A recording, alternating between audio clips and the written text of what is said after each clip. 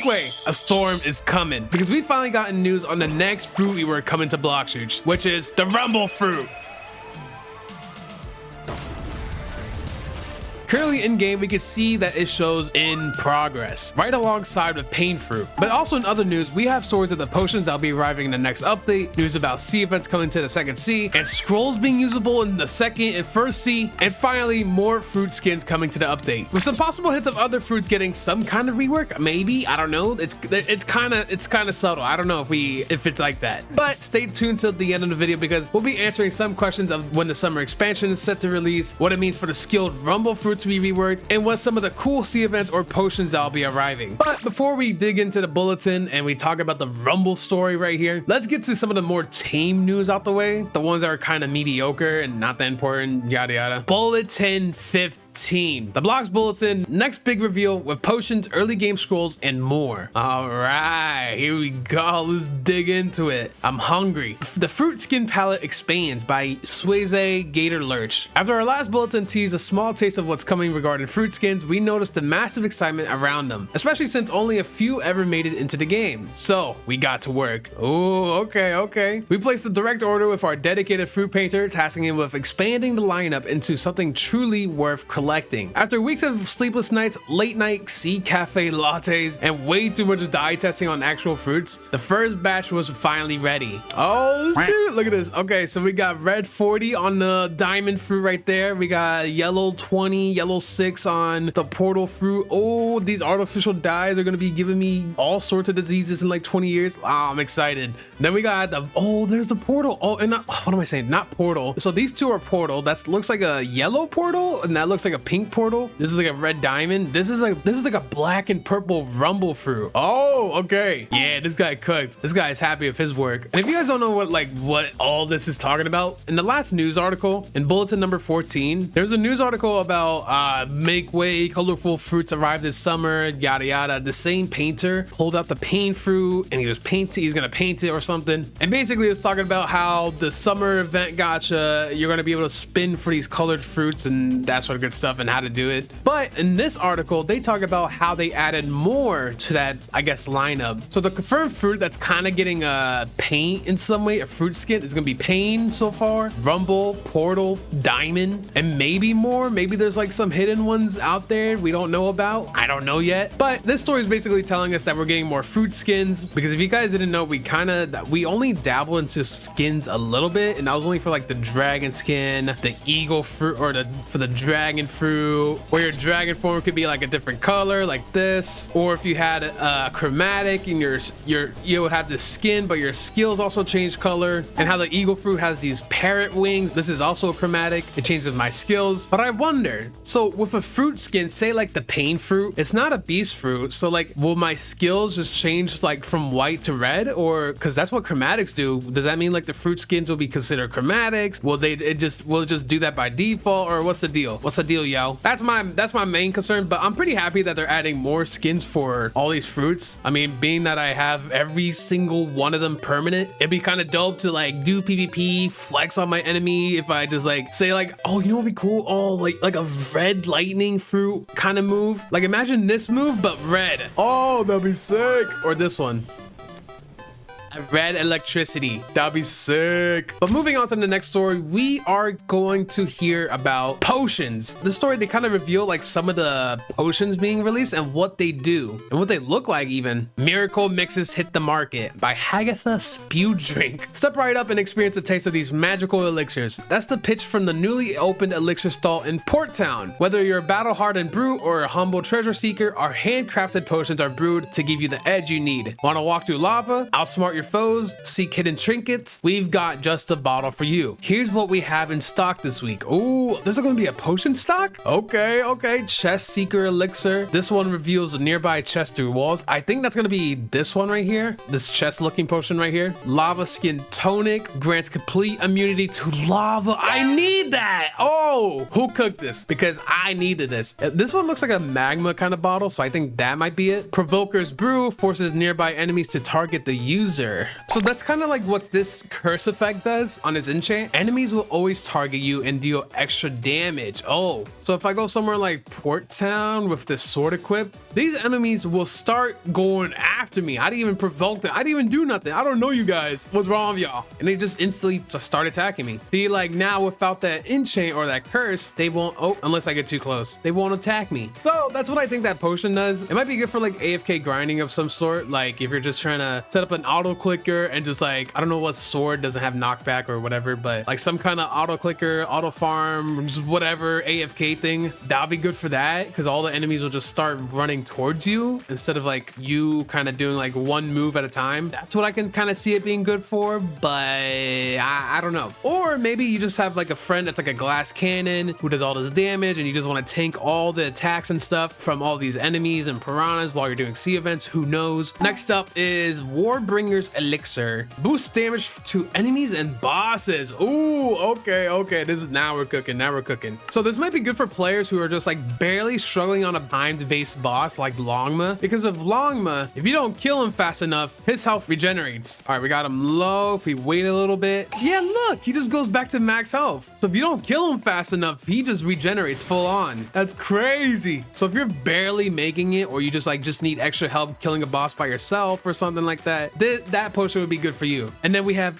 Experience Elixir. Boost all XP gained. Oh, okay. So I don't know how you're gonna obtain these elixirs or potions, but hopefully that cafe, if it's as the story kind of says, like you can obtain it through like a story, like a store at like Port Town or something like that. Hopefully they have something like that for the first and the second sea, because those are the guys that are struggling to level up. I think that's like one of the biggest problems with like block shoots. Like, who wants to join the game first playing and grind 50 hours to get to the second sea, not the third sea, not to beat the game in 50 hours, just to get to the second sea? It's too long. We gotta mitigate that. So hopefully this elixir will be craftable, or you can purchase it in some way while you're in the first sea, so that way you don't have to spend Robux, or you don't have to deal with the unbearable grind. That is a goated potion. I like that. I think that's a good one. I love that. Then we got Fortune's Flavor Flayon. Boost money earned from any source. Okay, so I guess when you're like I don't know, like killing an NPC, completing a quest, completing like defeating a boss, or getting money from a chest, all those like sources of money and grinding money will be increased. And I don't know by how much, it doesn't say, but I wonder if it increases your fragments too. So if you complete a raid and you get 1,000 fragments, will that give me like, I don't know, 1,500 fragments, or like what's the deal? What's the deal, yo? The last thing is fish kebab. This is a food item. Gradually restores health only outside of PvP. Okay, cool. I think that's good, because like I'm kind of glad all these these potions or these the food doesn't affect PvP, because I think that's gonna be kind of annoying. That's like the one thing I feared when I heard about food being added to the next update. I didn't think it should like affect PvP in a sense, because imagine someone with 50 fish kebabs just sitting in their inventory. They're PvPing, killing people, but they just keep restoring their health because of these fish kebabs. I think that's kind of lame or stupid. I don't think those status effects or whatever, those potions or fish kebabs, I don't think they should be affecting you in PvP. Only for like PvE content, like bosses or doing this, doing that. Maybe you took too much damage from the Leviathan, you need some health quick ASAP, so that food could really help you there. I think that's dope. I think that's good. But what do you guys think? Let me know in the comments down below. What kind of potions should I be adding? Oh, and also like, look, they said weekly. Here's what's stocking this week. So are we gonna get like, after the first update comes out, are they gonna have more potions, like a different rotation of fruits for the next week, or like what's the deal? How's that gonna work? Please note that we are not sharing any recipes, ingredients, or brewing techniques at this time. We kindly ask that you refrain from asking. Our secrets are staying sealed. We cannot afford these secrets to get out. Support small businesses. Okay, that's suspicious. Why would they even mention that? Why would they even bother like putting this whole piece here? Like just for lore reasons? I don't know. I think there's a bigger message being told here, because in bulletin number 11 we see a guy making a potion, and then in bulletin number 6, this Twiggy Logleaf story, we see these guys talking about how they have these recipes by collecting herbs, rare meats, I don't know, and they're drinking potions and getting buffs. So the reason I'm saying this is that I don't think you can obtain these potions just from buying them. I think you're going to be able to craft them yourselves. I don't know how you're going to do that. I don't know like what's the process in doing that, but it makes me think like you're going to be able to craft these potions on your own using some materials, putting them together, blah blah blah, which is great, because imagine you're a first sea player, you just want to have have like an XP boost, but you don't have the money to grind it or buy it. I don't know what the deal is, but you can get it for free if you craft it. Maybe you need to grind a little bit to get the materials, but I mean, like, still. So the only thing that's holding me back, I really hope that they're adding potions, and it's gonna be accessible in the first and second sea, which I'm thinking it will be. I can't say, or I can't confirm or deny it, but yeah, I mean, potions, sick. I think these are great. Final look. Okay, so that looks like the money potion. This looks like the chest seeker elixir potion. That looks like the lava skin thing. And then for these last three, one of them is the experience one. Pretty sure it's this rainbow looking one. Something's calling to me about it. Warbringer elixir and provoker brew. It could be either these two. I don't know which is which here. And then here we have the fish kebab, the little food. It's being sold by Blox bucks. Nice. But anyways, let's move on to the next story. Waves of change. Sage wanders off for vacation by Sweezy Gator. Yo, hold on. What is my dragon sage doing? No. Hold on. Let's go. Let's check on him. Yo, Sage, is it true you're leaving me? Dragon Talon Sage, what are you doing? You think you can go on vacation? You're not getting, I don't give you any PTO. You know what? You want to go on vacation that bad? Bet. Go right ahead. Jeez, why is everyone leaving me? What's the reason for this? I didn't do nothing. I guess let's read about it. Just have a jolly good time on the beaches of wherever you're at. For years, the Second Sea served as a stable midpoint between beginner islands and the chaos of the Third Sea. Until now. Sea events are now creeping in. Sharks and piranhas migrating, rough waters rising, and ominous clouds forming. The Second Sea is no longer a safe haven. Okay, so I think these like sharks, piranhas, rough seas, waters rising, ominous clouds. That kind of reminds me of the sea events you see in the Third Sea, like this shark, this piranha, maybe these like, I don't know, this dark atmosphere and the dangerous 6 zone. Maybe these like haunted ships will come after you. Well, whatever it's gonna be, I don't know. Those sea events sound like they could be happening in the Second Sea now, which is sick. There's no longer a safe haven. And now in a completely unrelated twist, the dragon sage has been spotted on vacation wandering outside his usual domain. Yeah, what the heck was with this guy? No longer confined to the Third Sea, the scholar has been seen casually roaming early islands like Green Zone, Snow Mountain, Middletown, and other hotspots. Oh, so the dragons, while these sea events are happening in the Second Sea, the dragon sage just decides to go on vacation to the Second Sea, First Sea, all this sort of good stuff just for fun. Some adventurers lucky enough to find him have scored low tier scrolls that could be directly applied to a sword or gun without the need of an upgrade. Oh, okay. So usually when you go to, I don't know, say I want to use my scroll and enchant a weapon, like something like, I don't know, this katana, it's not upgraded right now. You can tell something's upgraded by the little star icon right here in the top left of each icon. If I try to enchant this katana that has no upgrade on it, he says your katana is too weak. It could break if I enchanted it. Perhaps try upgrading it first. So if I go over here to the blacksmith and upgrade my sword, this is how I'll do it. I need these materials. I need like to craft it. Does 30% more damage now. Then I could apply a scroll, like, I don't know, a common scroll, the weakest one. And it gives me all these stats. Increases damage dealt to players, increases drop rates, and whatever that is. By the way the article's making it sound, you can get low tier scrolls, like I guess a common scroll or an uncommon scroll, and apply them without needing an upgrade now. Oh, and did I forget to mention that these scrolls can now be applied to fishing rods? What? If you see them, don't miss the opportunity. It's not every day one of the most elusive sages offers a deal. Wait,